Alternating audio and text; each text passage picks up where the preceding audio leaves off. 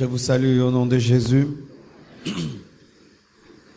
Soyez tous bénis ce matin. Nous venons d'une grande convention sur l'éternité et nous allons continuer à parler sur l'éternité pendant tout ce mois de juillet, sauf pendant la convention Yada. Mais c'est un sujet tellement important que nous devons nous y attarder jusqu'à ce que la substance du message puisse entrer et porter du fruit. Frères et sœurs, beaucoup n'ont pas pu être là à la convention des hommes.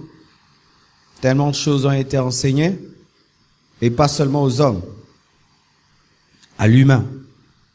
Je vous prie de vous procurer les CD des enseignements. Amen. Le thème de mon message ce matin, c'est « Entrer par la porte étroite ». Amen. Dis à ton voisin, « Entre par la porte étroite ». Ça, c'est la décoration de la convention. On va rendre ça lundi. Amen. « Entre par la porte étroite ». Tu peux lui dire? Nous sommes debout pour lire la parole de Dieu.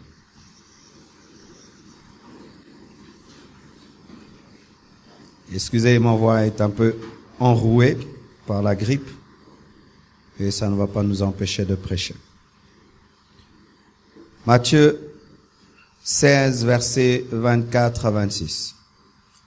Alors Jésus dit à ses disciples, « Si quelqu'un veut venir après moi, qu'il renonce à lui-même, qu'il se charge de sa croix et qu'il me suive. Car celui qui voudra sauver sa vie la perdra. Mais celui qui la perdra à cause de moi la trouvera. Et que servirait-il à un homme de gagner tout le monde s'il perdait son âme, ou que donnerait un homme en échange de son âme? » Nous lisons également Marc 10, verset 23, jusqu'au verset 25. Marc 10, 23, 25. Jésus, regardant autour de lui, dit à ses disciples qu'il sera difficile à ceux qui ont des richesses d'entrer dans le royaume de Dieu. Les disciples furent étonnés de ce que Jésus parlait ainsi, et reprenant, il leur dit, « Mes enfants, qu'il est difficile à ceux qui se confient dans les richesses d'entrer dans le royaume de Dieu. Il est plus facile à un chameau de passer par le trou d'une aiguille qu'à un riche d'entrer dans le royaume de Dieu. » Ecclésiaste 8, verset 8. Ecclésiaste 8, 8. L'homme n'est pas maître de son souffle pour pouvoir le retenir, et il n'a aucune puissance sur le jour de la mort. Il n'y a point de délivrance dans ce combat, et la méchanceté ne saurait sauver les méchants. Nous terminons avec Matthieu 7, qui est notre texte de base. Matthieu 7, 13 à 14. Entrez par la porte étroite, car large est la porte, spacieux est le chemin qui mène à la perdition. Et il y en a beaucoup qui entrent par là. Mais étroite est la porte, resserrez le chemin qui mène à la vie, et il y en a peu qui les trouvent. Acclamons la parole du Seigneur.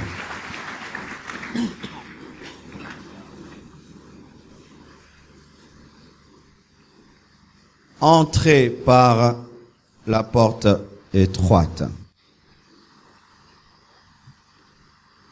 Matthieu 16, versets 24 à 26 est rempli d'enseignements.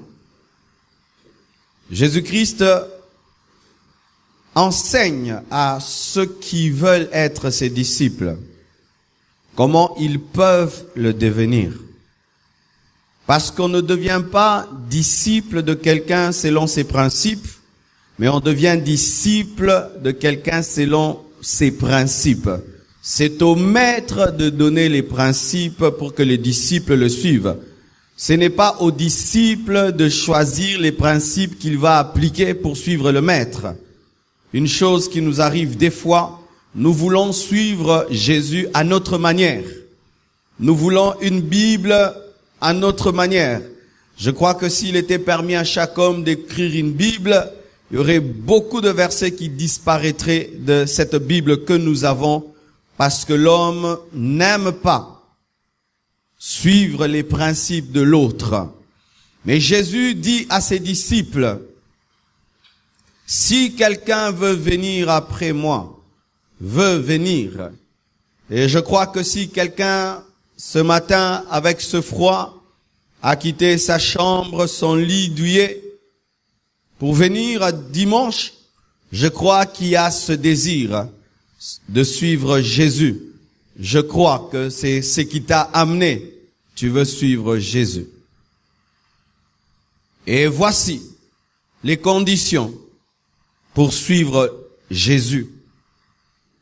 Jésus dit que pour le suivre, il faut renoncer à toi-même. Ça commence là. Si tu veux suivre Jésus, tu dois renoncer à toi-même.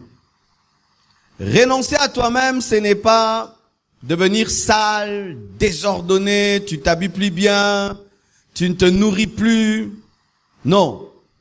Beaucoup de gens sont capables de faire de telles choses sans renoncer à elles-mêmes. Capables de faire des longs jeûnes, capables de devenir des personnes sales au nom de la spiritualité, mais tout en ne renonçant pas à elles-mêmes. Qu'est-ce que renoncer à toi-même? Renoncer à toi-même, c'est le fait de cesser de diriger ta vie. Cesser de conduire ta vie. Tu n'es plus le patron de ta vie. Tu ne dis plus « je veux », tu dis « Dieu veut ». Tu ne dis plus « je ne veux pas », tu dis « Dieu ne veut pas ». Si tu aimes une chose mais Dieu ne l'aime pas, tu cesses d'aimer cette chose. Si tu fais une chose qui te plaît mais qui ne plaît pas à Dieu, tu arrêtes de la faire parce que tu as renoncé à toi. Renoncer à soi-même, c'est mourir tout en vivant. Ça veut dire que tu meurs, mais on t'a pas enterré physiquement, tu meurs spirituellement. C'est pourquoi Christ ajoute, il dit, qu'il se charge de sa croix. Parce que seule une personne qui a renoncé à elle-même peut porter la croix. Porter la croix, ce n'est pas porter une insigne sur ta veste. Mais porter la croix, c'est accepter que ta volonté soit crucifiée. Que ton moi soit crucifié. Que tes désirs soient crucifiés. Que tes besoins soient crucifiés, tes ambitions soient crucifiées. Que tu sois un mort spirituellement. Que tu cesses de vivre pour réellement vivre. Bien-aimé, tant qu'on n'est pas à ce niveau-là, on ne suit pas encore Jésus. Seuls les crucifiés suivent le crucifié. Tu ne peux pas suivre le crucifié sans être crucifié. La crucifixion, c'est la fin de ton ancienne vie. La crucifixion, c'est le commencement d'une nouvelle vie. Sans cela, on ne suit pas Jésus. On est religieux. On va à l'église. Mais on ne suit pas Jésus. Et souvent, nous prêchons le renoncement et la crucifixion comme un haut niveau spirituel alors que c'est le commencement. Nous prêchons le renoncement comme une grande maturité spirituelle alors que c'est là que la vie chrétienne commence. Et si nous sommes incapables de commencer là où ça commence, comment on peut vivre avec Jésus? Renoncer à soi-même. Renoncer à son égoïsme, car tout homme est égoïste. Renoncer à son orgueil, car tout homme est orgueilleux. Renoncer à cela, ou malgré que tu es intelligent, tu acceptes que la Bible te dirige. Malgré que tu as plusieurs connaissances, tu acceptes que le Saint-Esprit te conduise. C'est là, devenir disciple et suivre Jésus. Suivre Jésus, ce n'est pas marcher sur un chemin de la croix le jour de la Pâque. Suivre Jésus, c'est faire de Jésus ton modèle. Nous voyons des gens transformés par leur modèle, qui deviennent leurs idoles. Ils aiment tellement une star de la musique qui commence à s'habiller comme la star, parler comme la star, danser comme la star. Et quand Jésus devient ton modèle, il te transforme et tu commences à lui ressembler. Suivre Jésus, c'est ressembler à Jésus. Jésus n'a pas dit, si quelqu'un veut être mon disciple, qu'il prie beaucoup, qu'il aille beaucoup à l'église. Non. Qu'il renonce à lui-même, qu'il se charge de sa croix et qu'il fasse de moi son modèle. Son exemple. Quand tu parles, tu cherches à parler comme Jésus. Quand tu vis, tu cherches à vivre comme Jésus.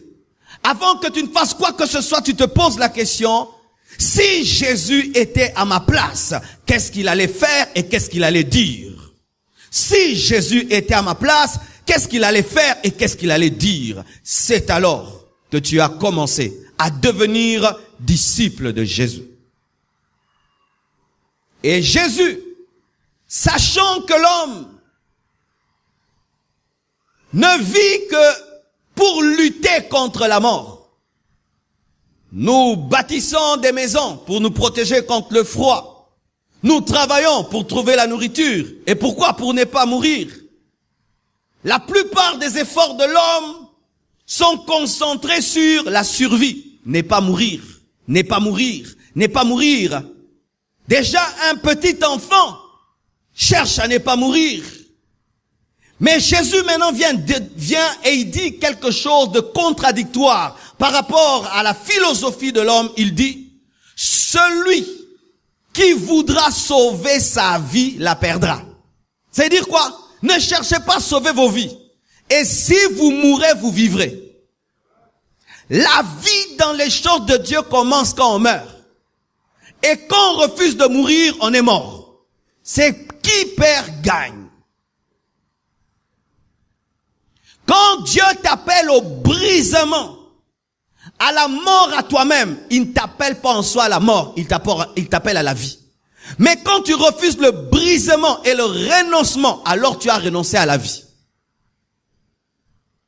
Dans le royaume de Dieu, les morts sont des vivants et les vivants sont des morts. Dans le royaume de Dieu, ceux qui sont morts à leur ancienne vie vivent et ceux qui vivent à leur ancienne vie sont morts. Jésus demande à l'homme de céder, de ne pas lutter contre la mort et le renoncement à lui-même qui lui propose enfin de vivre. Car si tu luttes contre le renoncement, tu luttes contre la vie que Jésus veut te proposer, car il ne peut donner la vie qu'au crucifié. La puissance de la résurrection n'opère que dans les crucifiés. Tant que nous sommes vivants, quant au monde, au péché, à la chair, à nous-mêmes, la vie de Dieu contenue dans la croix et le tombeau vide ne peuvent entrer en nous. Ainsi, nous lisons un livre qui paraît être sans puissance parce que nous ne sommes pas au diapason de cette puissance. Celui qui cherchera à vivre mourra, mais celui qui perdra sa vie à cause de moi, dit Jésus, la trouvera. La trouvera. Si pour Jésus, tu acceptes de mourir à toi-même, je te dis que tu trouveras la vie. Tu trouveras la vie, une grande promesse. Et que servirait-il à un homme de gagner tout le monde si il perdait son âme? Ça, c'est le verset qui m'a ramené à Dieu. À l'âge de 15 ans, je me suis converti par une apparition de Christ. Et après, je l'ai abandonné. Et à l'âge de 16 ans, je suis allé dans une église. Et la prédicatrice avait ouvert Matthieu 16, verset 26. Et elle avait dit, que sert-il à un homme de gagner le monde s'il perdait son âme? C'est alors que je suis revenu à Dieu. Qu'est-ce qui te sert de gagner tout l'or du monde, tout le diamant du monde, de devenir un multimilliardaire si tu finis en enfer? Qu'est-ce qui te servira de gagner même le monde entier en tant que prédicateur, de faire des croisades d'1 million de membres et puis tu finis en enfer? Qu'est-ce qui servirait à un homme d'être une star interplanétaire et de finir en enfer? Tu vis que pour l'argent, tu vis que pour le monde. Dieu te pose la question. Qu'est-ce qui te servira de gagner tout ce monde si tu perdais ton âme? Ça ne te servira à rien. Ainsi, un homme qui ne vit que pour le monde, qui ne vit que pour gagner le monde, vit pour rien. Un homme qui ne vit que pour être une star, une vedette, être célèbre, vit pour rien. Un homme qui ne vit que pour être riche, vit pour rien. Un homme qui vit que pour gagner ce monde, gagner des maisons, des voitures, vit pour rien. Si toute ta vie n'est que tournée que sur ce monde, tu vis pour rien. Tu n'es pas différent d'un homme qui n'a jamais été créé. D'ailleurs, tu es pire, car l'homme qui n'est pas créé ne sera pas jugé, mais toi qui es créé, tu finiras en enfer. Lorsque dans l'église, on nous prêche le succès, on doit toujours l'équilibrer. Le succès qui n'est pas tourné vers un service pour Dieu, égare. Vous pouvez devenir des millionnaires. Vous pouvez devenir des vedettes, ayant 1 million d'abonnés sur vos Facebook. Mais si vous perdez vos âmes, vous avez vécu pour rien. Aujourd'hui, nous vivons pour gagner le monde. Nous vivons pour être connus. Nous vivons pour avoir l'argent. Et la plus grande préoccupation dans notre cœur n'est plus l'éternité. Nous oublions même que l'éternité existe, malgré tous les morts qui nous environnent, tous les deuils dans lesquels nous participons, tous ces grands noms qui meurent. Ce matin, j'apprends que Rocard est mort, un grand politicien français qui fut même Premier ministre. Malgré qu'il ait été Premier ministre, la mort ne l'a pas respecté. Un grand homme de lettres, juif, on lui a même proposé d'être président d'Israël, il a refusé, est mort. Malgré tous ces morts autour de nous, riches, pauvres, noirs et blancs, nous vivons comme si l'éternité n'existe pas. Tout ce qui est dans notre tête, ma vie sur terre, ma vie sur terre, ma vie sur terre. Et pour cette vie sur terre, nous sommes prêts à pécher, à commettre le mal. Que servirait-il à un homme de gagner tout le monde s'il perdait son âme? Et que donnerait un homme en échange de son âme? La Bible veut dire, une fois que tu as perdu ton âme, qu'est-ce que tu peux faire pour récupérer? Une fois que ton âme se retrouve en enfer, que peux-tu faire pour en sortir? Rien du tout. Bien-aimé, si l'œuvre de la croix ne te sauve pas pendant ta vie, l'œuvre de la croix ne peut pas te sauver après ta vie. Si cette prédication, tu ne la prends pas au sérieux, et tu dis, je me convertirai, et puis tu meurs, bien-aimé, tu ne pourras plus rien pour ta vie. Tu ne pourras plus rien pour ta vie. Lorsqu'on te prêche, on te dit que ton âme est précieuse, au point où Christ a dû donner son sang divin pour te racheter, mais ça entre dans une oreille et ça sort dans l'autre. Mais quand tu meurs, tu te rends compte que ton âme est précieuse, mais que rien ne peut te sauver. Comprenez maintenant, alors que vous êtes vivants, que vos âmes sont précieuses et qu'elles ont été sauvées par Jésus, et croyez en lui pendant que vous êtes vivants et renoncez à tout pour lui. Sinon, ce sera trop tard.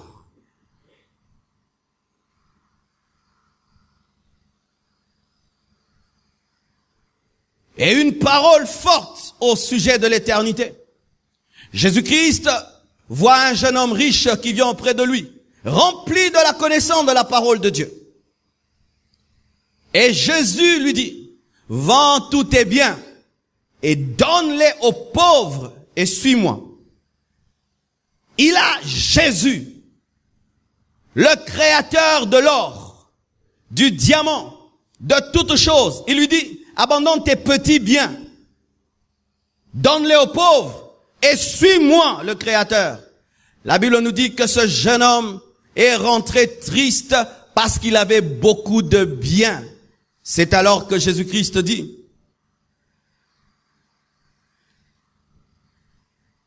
qu'il sera difficile à ceux qui ont des richesses d'entrer dans le royaume de Dieu. Ce n'est pas ma parole. Vous qui avez des richesses, sachez qu'il vous sera difficile d'entrer dans le royaume des cieux. Parole de Jésus.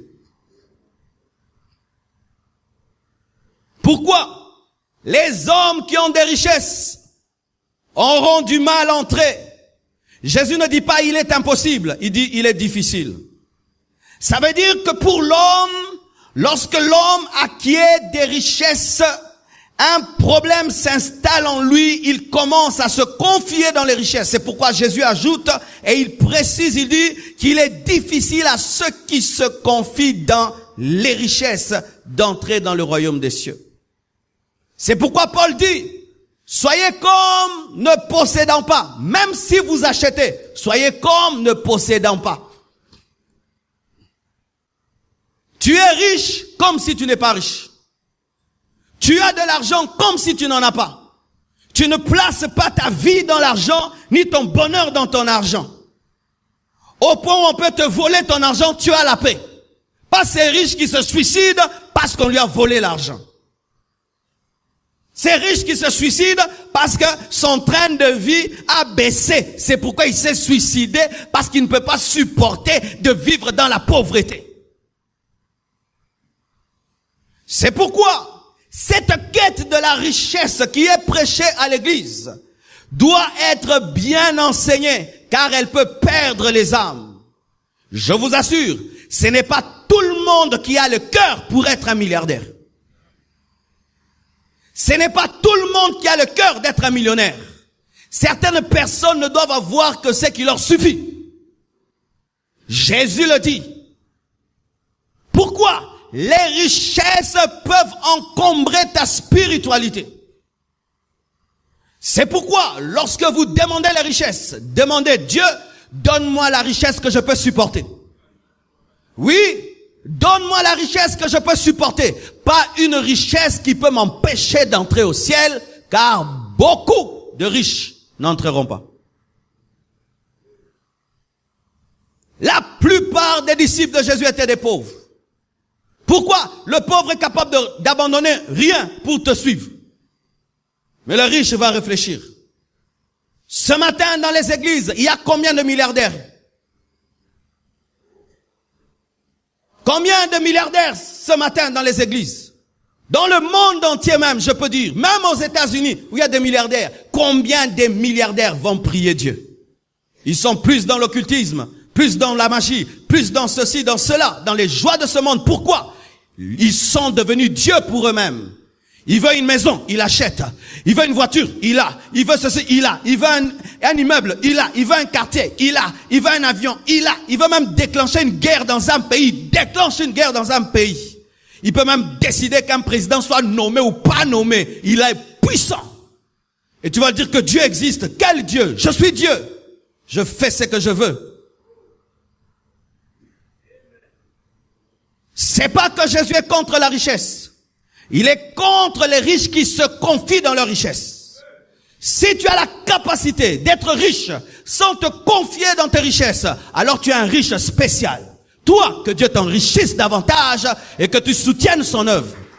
Mais si Dieu t'enrichit et tu commences à t'attacher à la richesse, que Dieu ne te bénisse plus, qu'il ne te donne que la spiritualité. Je suis très sérieux. Et Jésus-Christ maintenant dit ceci. Enfin d'imager son message, il dit qu'il est plus facile à un chameau d'entrer par le trou d'une aiguille qu'à un riche d'entrer dans le royaume des cieux. Grave. Un chameau ne peut pas entrer dans le trou d'une aiguille. Certains commentateurs disent le trou d'une aiguille, c'était une porte, une toute petite porte dans la muraille en Israël qu'on ne fermait pas. Comme ça, si quelqu'un arrivait en retard, il pouvait passer, c'était tout petit. Mais la vraie image, c'est que c'est le trou réel d'une aiguille. C'est-à-dire que Dieu peut faire le miracle, comme il peut tout, qu'un chameau passe par le trou d'une aiguille. Mais pour qu'il fasse le miracle qu'un riche entre au ciel, c'est plus difficile. C'est ce qui veut expliquer un verset que nous ne lisons pas, mais il existe. Alors lorsque vous vous battez pour tout le temps, les biens de ce monde, les biens, n'oubliez pas ce passage-là.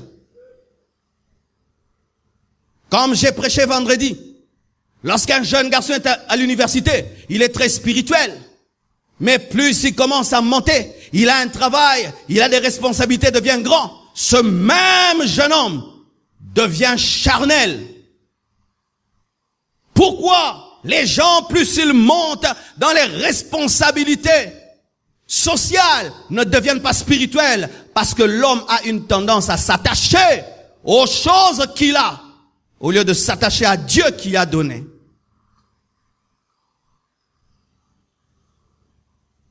C'est pourquoi, bien-aimés, nous demandons beaucoup. Mais Dieu n'exauce pas les paroles, il exauce les cœurs. Si Dieu sent que ton cœur s'attachera à ce qu'il te donne, il te donnera pas. Il a promis à Abraham un fils, Isaac. Et quand le cœur d'Abraham a commencé à s'attacher à Isaac, qu'est-ce qu'il a dit? Donne-moi ce fils. C'est ça le Dieu de la Bible. Nous n'avons pas un Dieu qui nous bénit puis ferme les yeux. Il commence à t'observer comment tu te comportes face à ce qu'il t'a donné. Rien qu'un téléphone, tu es tout le temps au téléphone, tu ne lis plus la Bible. Une voiture, tu roules tout le temps, tu roules, tu n'as plus le temps de prier. Une télévision, tout le temps à la télé, tu n'as plus le temps pour Dieu. Rien qu'une télévision, que Dieu te donne, t'empêche de prier et que Dieu fasse de toi un millionnaire. Rien qu'une voiture t'empêche d'aller à l'église et que Dieu fasse de toi un millionnaire. Rien qu'avoir un salaire de $1000, tu regardes tout le monde de haut. Rien qu'un salaire de $1000, tu regardes tout le monde comme des fourmis. Jésus veut dire qu'il est impossible aux cupides d'entrer dans le royaume des cieux, aux matérialistes d'entrer dans le royaume des cieux, aux mondains, aux égoïstes, aux avares, aux méchants, aux terrestres d'entrer dans le royaume des cieux. Il y a des hommes, quand on dit que ce monde s'arrêtera, ils sont en colère. Pourquoi ce monde doit-il s'arrêter? Moi qu'il a bien boé.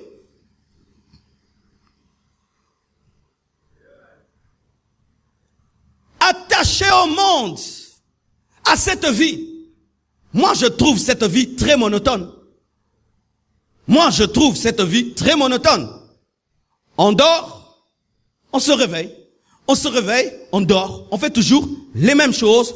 Tu te réveilles, tu prends ton café, tu t'habilles, tu sors. 16h, 17h, fatigué au boulot, tu rentres vite à la maison, tu manges, tu dors, tu te réveilles, tu sors, tu reviens.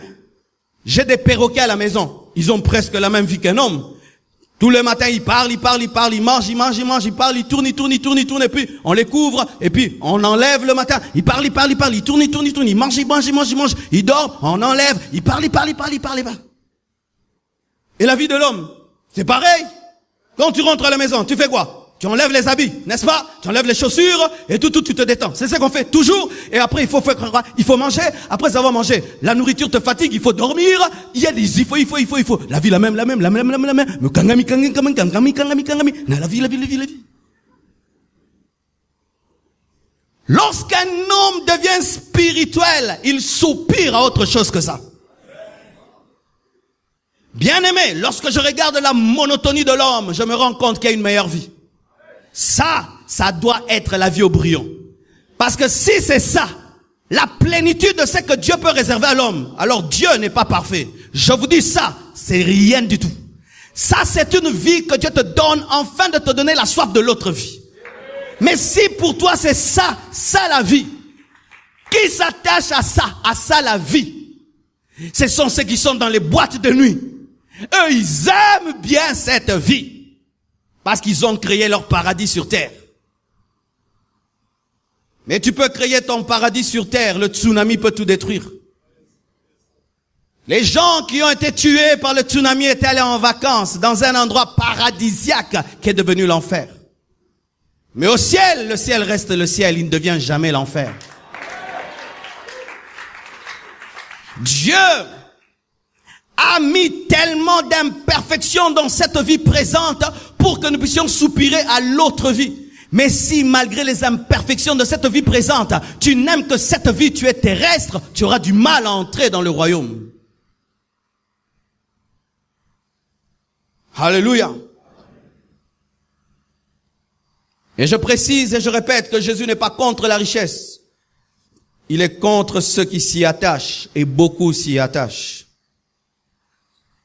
Ecclésiaste 8, verset 8 dit, « L'homme n'est pas le maître de son souffle pour pouvoir le retenir. Il n'a aucune puissance sur le jour de la mort. Et il n'y a point de délivrance dans ce combat. Il n'y a point de délivrance dans ce combat. Le jour de ta mort, tu peux prier. Si c'est le jour de la mort, tu mourras. Que tu sois saint, que tu sois pécheur, tu mourras. Si Jésus-Christ tarde de venir, dans 100 ans, nous serons tous morts. Vrai ou faux? Est-ce que vous imaginez ça? Si Jésus tarde de venir, dans 100 ans, tous ici, nous serons tous morts.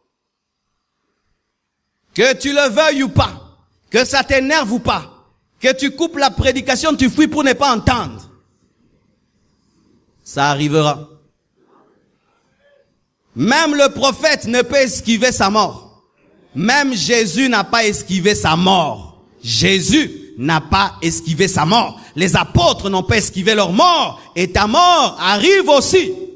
Chaque jour que tu te réveilles, tu t'approches de ta mort. Chaque fois que tu fêtes tes anniversaires, tu t'approches de ta mort. C'est pourquoi il y a des gens qui ne fêtent pas leurs anniversaires. Mais, bien-aimés, cette réalité autour de nous, surtout au Congo. Au Congo, par année, dans le quartier, c'est 10 personnes qui meurent. Aujourd'hui, avec la croissance de l'église, tout le temps on a des deuils maintenant. Papa est mort, tel est mort, tel est mort, tel est mort, tel est mort. Mais il y a des gens qui entendent sans entendre.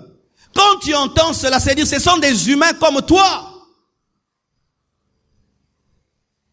Hier ou avant-hier, on m'informe, un pasteur se prépare à prêcher. Pendant qu'il se prépare à prêcher, il meurt au bureau. Et là, encore on me dit, le pasteur Blaise Toko, vous le connaissez? Lui aussi il est mort. Vous imaginez? Alain Moloto est mort. Marie Misamo est mort. Papa Wemba est mort. Ça vous dit quelque chose? Ça vous dit rien? Bango ba okufa. Bisoté.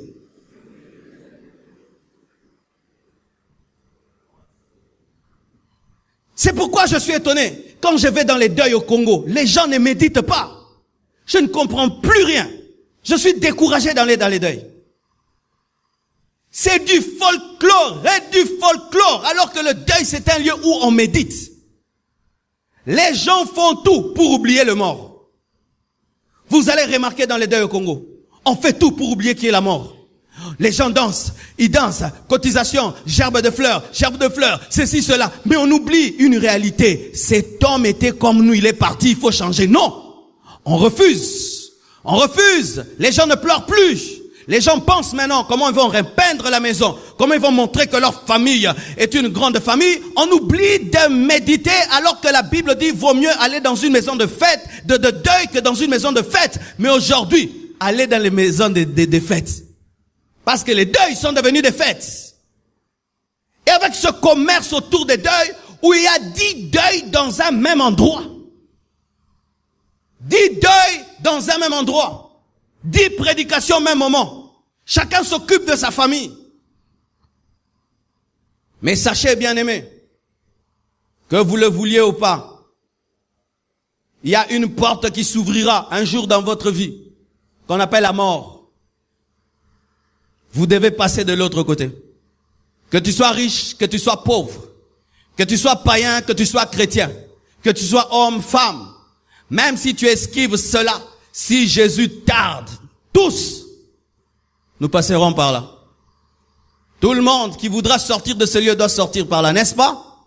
Tous, après le culte, vous sortirez par là, n'est-ce pas? Il en est de même pour la mort. Qui sortira de ce lieu sans passer par là? À moins que tu sois un acrobate. Bien-aimé, le jour de ce rendez-vous, tu peux dire je reste à la maison, mais ta toiture tombe sur toi. Tu peux dire aujourd'hui je n'utilise pas le taxi, je vais prendre ma propre voiture, toi-même tu fais l'accident. Tu peux dire je décide de commencer à bien me nourrir, mais tu t'étouffes avec la bonne nourriture. Tu peux dire maintenant je commence à faire le sport pour combattre la mort, tu attrapes une crise cardiaque pendant le sport. Quoi que tu fasses, si Dieu a dit que tu feras 60 ans sur la terre, tu feras 60 ans. Et pire, le péché peut écourter même cette vie. Est-ce que vous vous préparez à vos morts? Est-ce que vous vous préparez à vos morts? Ce n'est pas une prédication ya matanga, et la Bible na otea.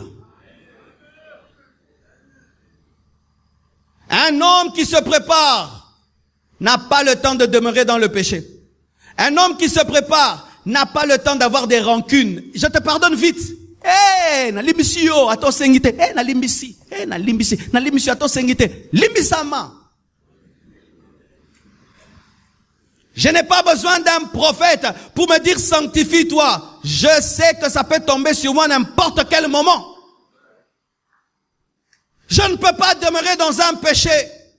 Je ne peux pas résister contre la parole de Dieu. Pourquoi? Ça peut tomber à n'importe quel moment. Et la Bible dit, dans ce combat, il n'y a pas de délivrance. Nous avons vu des gens qui marchaient avec des gants, qui même protégeaient leur nez pour ne pas aspirer des microbes. Mais quand la mort est venue, tu peux tout faire et tout faire. J'ai eu une grand-mère qui a vécu longtemps, au point où elle a commencé à supplier la mort de venir. La mort l'avait oubliée. Les autres mouraient sauf elle. Et moi je priais maintenant, je dis, Seigneur, prends-la, qu'elle meure. Et Dieu m'a exaucé. Pourquoi? Tu la transportes comme ça, elle se casse. Si elle bouge mal, elle se casse. Elle avait, je crois, atteint 90 ans. Toute son intelligence, mais elle ne voit plus. Elle fait tout sur place. Elle a commencé à supplier la mort de venir, de la prendre.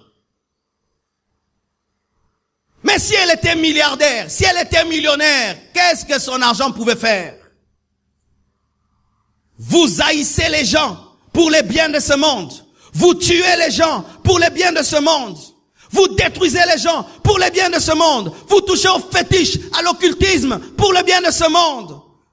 Rien que pour ça, pour des billets de banque, pour l'or, pour le diamant.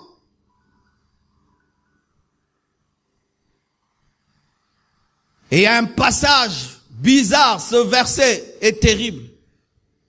Il dit, une bonne réputation dans Ecclésiaste vaut mieux que le bon parfum et le jour de la mort que le jour de la naissance.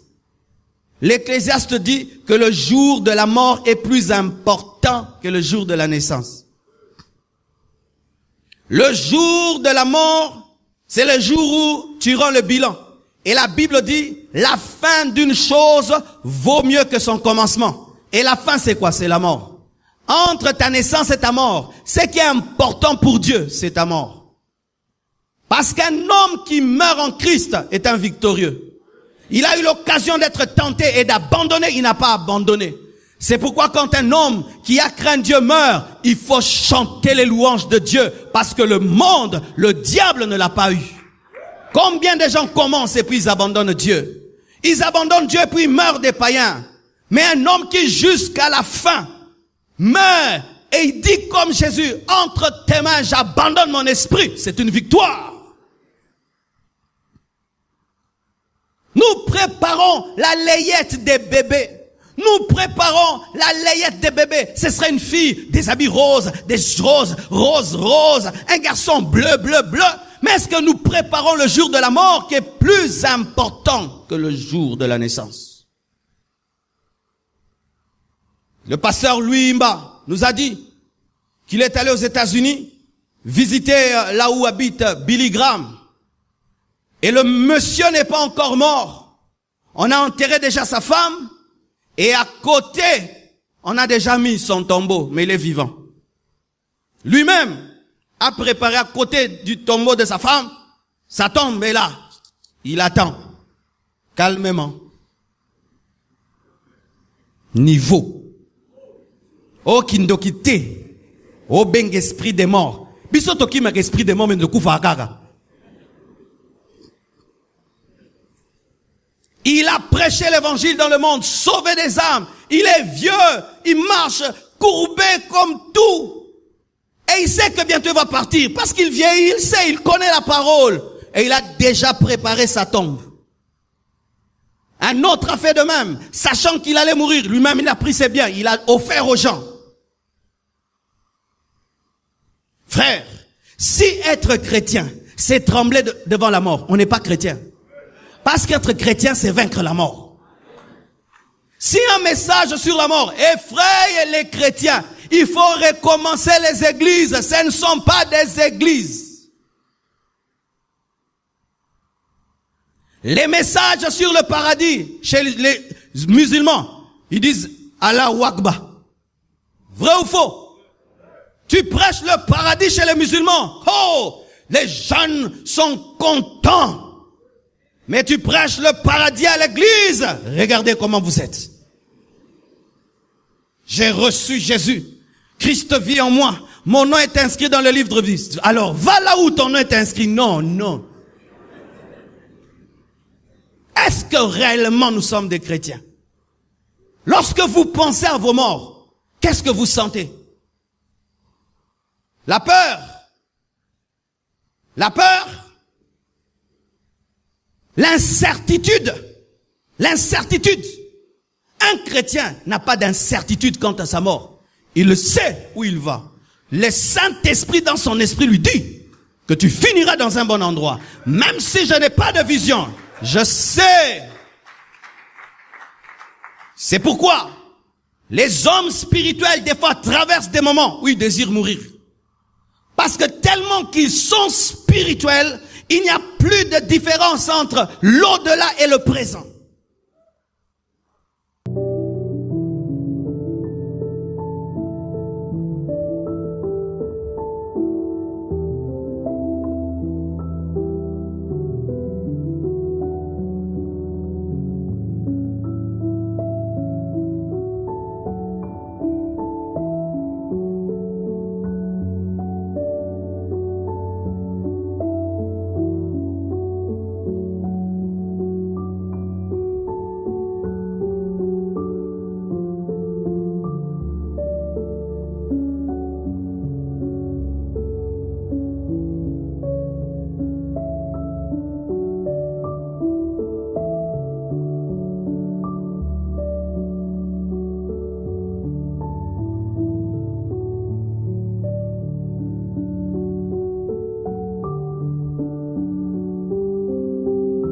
le jour de ta mort est plus important que le jour de ta naissance. Et je termine avec ce verset important de la porte étroite. Jésus-Christ dit, entrez par la porte étroite. Et le chemin serré, resserré d'ailleurs, pas serré, resserré. Il dit qu'il y a une large porte qui mène vers la perdition. Un large chemin qui mène vers la perdition.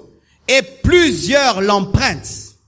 Mais il y a une porte étroite, un chemin resserré. Et peu les trouvent. Bien-aimés, partant de ce passage, voici ma conclusion. Il y aura plus de gens en enfer qu'au ciel. En lisant ce passage, je comprends qu'il y aura plus de gens en enfer qu'au ciel.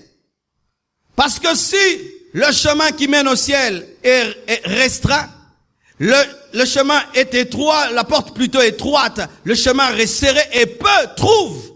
Mais de l'autre côté, parce que ce ne sont pas deux chemins parallèles, comme on nous a dit, deux chemins opposés, mais de l'autre côté, c'est large. Et plusieurs. Alors si plusieurs sont sur un chemin, plusieurs sont à la fin. Et si peu sont sur un chemin, peu sont à la fin. Bien aimé.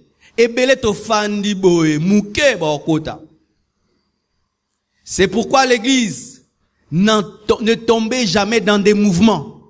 Tu vas tomber dans la porte large. Je sais ce que je dis. Je suis chrétien, ça fait depuis l'âge de 15 ans. N'entrez jamais dans des mouvements de groupe. Jamais. Les hommes spirituels souvent sont seuls. Les hommes spirituels souvent sont seuls. Pourquoi? Ils ont pu trouver ce que les autres ne trouvent pas et ils sont sur un chemin serré. Nous disons souvent, mais comment on peut dire que tous ces gens sont perdus, Dieu est bon, mais la Bible dit que le chemin qui mène à la perdition est beaucoup emprunté. La foule n'est pas le signe qui a la vérité. Des fois, la foule est le signe de la perdition. À l'église, bien-aimés, nous prêchons que deux chemins. Soit nous venons vous prêcher un chemin large, une porte large, un christianisme qui comprend tout, et vous finissez en enfer. Soit nous prêchons à l'église un chemin étroit qui demande de renoncer à vous-même et à mourir à vous-même. Comment peux-tu savoir que tu es dans la porte étroite? C'est lorsque tu sens que tu étais venu entrer avec des choses, mais on t'a dit que ça n'entre pas. Que tu as eu l'expérience d'un régime spirituel où tu devais avoir la taille de Jésus, car la porte restreinte, c'est Jésus. Et tu dois avoir la forme et la taille de Jésus pour entrer. Celui qui n'est pas comme Christ n'entre pas. Bien-aimé, si tu ne ressembles pas à Jésus, tu n'es pas en train d'aller au ciel.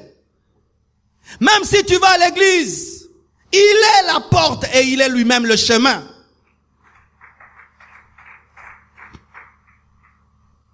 Aujourd'hui, à l'église, on peut venir et on met la musique de Michael Jackson, on danse. On peut donner le micro à des stars de la musique mondaine et puis ils chantent. Une vie chrétienne mondaine, où tu peux être chrétien, être dans le copinage, dans l'ivrognerie, et tout va bien, et tu parles en langue, et tu tombes, shandaba, shandaba. Ça, ce n'est pas le chemin restreint. Ceux qui sont sur le chemin restreint vivent dans la discipline, vivent dans le sacrifice, vivent dans le renoncement, vivent dans la sanctification. Travaille tous les jours à se conformer à la parole, car c'est la parole qui est la porte. Tu peux être à l'église et tu penses que tu es dans la porte restreinte alors que tu n'as jamais été à cette porte. Tu as une vie chrétienne tolérante, compréhensive, compromise, remplie de mondanité, de mélange. Tu es sur le chemin de la perdition. Et quand tu sens que beaucoup de gens sont comme toi, c'est encore un signe que tu es perdu. Les gens qui sont sur le chemin étroit, c'est dur de les ressembler. Il faut être comme Jésus pour les ressembler. Mais il y a beaucoup de chrétiens comme toi, des chrétiens mini, des chrétiens qui s'habillent comme des mondains, beaucoup comme toi. Pourquoi? Vous êtes ensemble sur un chemin de perdition. Mais tous les chrétiens maintenant, ils volent au boulot. Tout le monde fait ça dans notre boulot, le chemin large. Tout le monde fait ça ces derniers temps, le chemin large. C'est à la mode, le chemin large. Mais lorsque tu es sur le chemin étroit, tu deviens une particularité. Une particularité, bien-aimé. Et tu dois payer le prix de la solitude. Tu dois payer le prix de ta différence. Car la Bible dit, peu trouve. Alors imagine, à gauche là, une grande porte, spacieuse. Les gens y entrent comme la foire. Et toi, tu refuses cette porte. Tu recherches une autre et tu trouves une toute petite où il faut se serrer. Là-bas, il y a beaucoup d'amis. Il y a beaucoup de gens. Un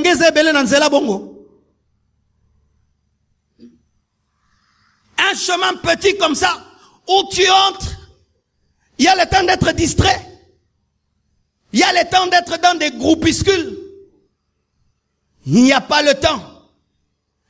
Où tu as peu d'amis, mais des vrais amis.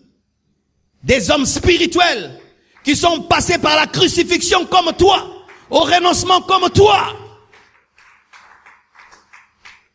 Lorsque la vie chrétienne est comme une loyenge na loyenge, c'est souvent le large chemin. Parce que quand le chemin est large, on peut faire des trucs. Mais quand c'est étroit,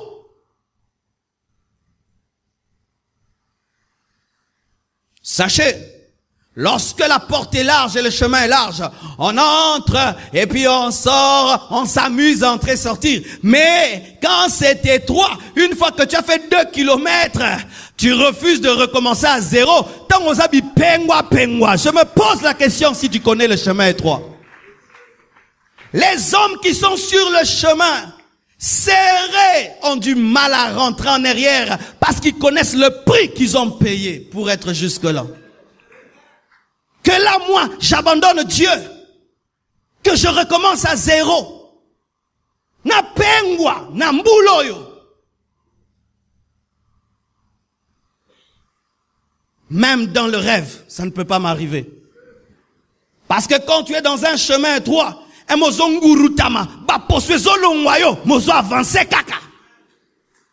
niveau que peut-être ça devient encore très serré. Il faut dire régime au côté caca. Mais quand pour toi, la vie chrétienne, c'est l'amusement, il se peut que tu n'as même pas commencé la vie chrétienne.